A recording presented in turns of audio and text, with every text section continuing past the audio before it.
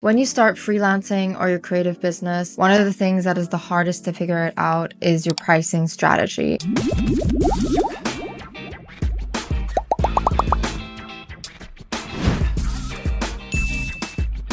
In this video, I'm going to highlight 4 reasons why it does not make sense to charge by the hour for your creative services. Number 1, if you're fast at what you do, charging by the hour is unfair. So usually when you get really good at something, you'll often get fast at doing it and more efficient, and that means that the time it takes you to do a task is going to go down. This means that you are effectively going to be earning less the better you are at the thing that you do. Of course, you can adjust your hourly rate to reflect that, but you don't even have to be experienced to be fast at what you do. There are people that are just really fast at doing things. They work more efficiently, and this kind of quality is a good thing and should be rewarded. If you're charging by the hour and you are more efficient than other people doing the same task, you will get less than they would because they take longer and bill more hours. And of course, like I said before, you could adjust your hourly rate to account for this kind of thing, like your experience, your efficiency, how fast you are at doing a task, but I still wouldn't recommend billing by the hour as a baseline for all of the work that you do. Number 2, effort does not equal value. So to understand this concept, we must first understand what is value and how does that affect your price. So value for you as a creative business owner is essentially what the client perceives your work to be worth. So let's look at a real world example of this that has nothing to do with creative services, because it's easier to understand what I'm talking about when we look at it this way. Think of an iPhone. There are people out there that say iPhones are not worth the price. They're basically the same phone every year. They do small changes and price goes up. There are other phones out there that have passed the iPhone in terms of what they can do and the technology, and they are much cheaper. Does that mean an iPhone user is going to switch to one of those other devices? Probably not. Why? Because they value the brand and they value the product. They want the iPhone. They don't want whatever other phone is out there that is better. The thing is that value and what we perceive to be valuable and what a client perceives to be valuable is a subjective experience. How we get clients to understand our value is going to have to do with the way that you position your brand and also the way that you market it.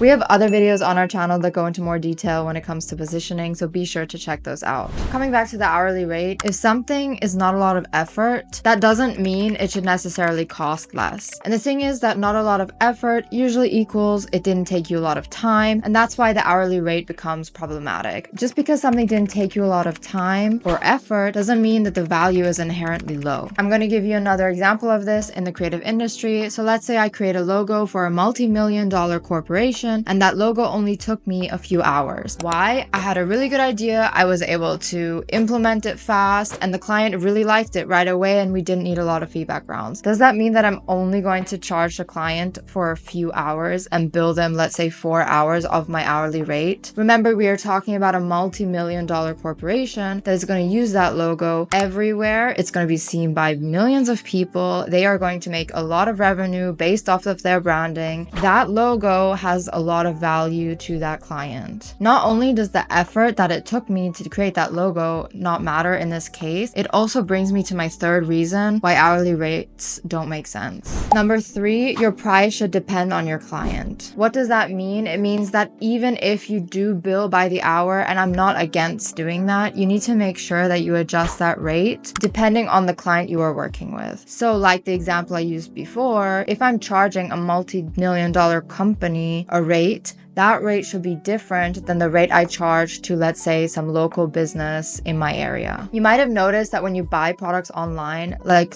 let's say some kind of a subscription model, they usually have tiers. And a lot of those tiers are based on the company size. And the most expensive tier of that is usually called like the enterprise tier. It's often priced at a value that you don't even see on the website. And you always have to request that. Why? Because they usually use that as an opportunity to offer a value-based price rather than their usual fixed rates. And this same concept should be something that you implement with your creative services. It's fine if you want to charge by the hour when it comes to local businesses, clients that you have been working with for years and that you won't continue to want to work with. But if some big company comes to you, and I'm talking about a company that has a team of upwards of 50 people, that's already a large company in my eyes, it's important to charge a value-based price because that value rate does not only reflect the revenue revenue that you are going to generate for that company, but you will also be taking on a lot of risk, a lot of responsibility, and the experience and effort involved when it comes to working with these companies is very different to experiences you will have with smaller clients. That all is worth something, and you should be compensated fairly for that. And number 4, and this is my biggest issue when it comes to hourly based pricing, is that typically you are paid for your work after you have completed it. And this comes with a couple of things that can be annoying when it comes to your process and running your business. For one, clients will often ask you, oh, how long do you think this will take? Because they're nervous about the money that they're going to end up spending. This is annoying for you for multiple reasons, because it means, one, you have to make an estimate before you're even booked. Then you also have to think about the level of effort of something before you've even started, which also makes it difficult because sometimes it's a task you haven't done before, or it might suddenly, for whatever reason,